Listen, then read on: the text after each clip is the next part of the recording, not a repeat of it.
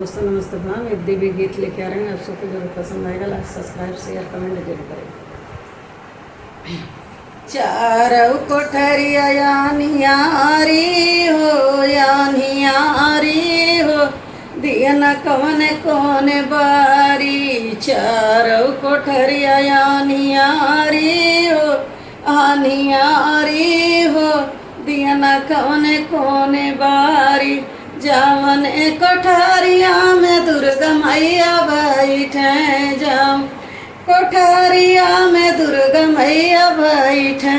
आसना लगौली बड़ी भारी हो, बड़ी भारी हो दिया न कौन कौन बारी। आसना लगौली बड़ी भारी हो, बड़ी भारी हो दिया न कौन कौन बारी। चारों कोठरिया यानियारी हो दिया न कौन कौन बारी। चारों कोठरिया यानियारी हो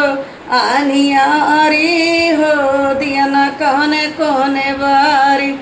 जावन कोठारिया में शीतल मैया बैठे, जावन कोठारिया में शीतल मैया बैठे। आसना लगौली बड़ी भारी हो, बड़ी भारी हो दिया न कौन कौन बारी। आसना लगौली बड़ी भारी हो, बड़ी भारी हो दिया न कौन कौन बारी। जावन चारों कोठरिया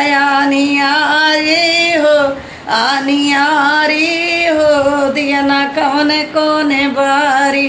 जावन कोठरिया में भैरो बाबा बैठे, जाओ कोठरिया में भैरो बाबा बैठे। आसना लगौली बड़ी भारी हो, बड़ी भारी हो दिया न कौन कौन बारी। आसना लगौ बड़ी भारी हो, बड़ी भारी हो दिया न कौन कौन बारी। चारों कोठरिया यानियारी हो दिया न कौन कौन बारी।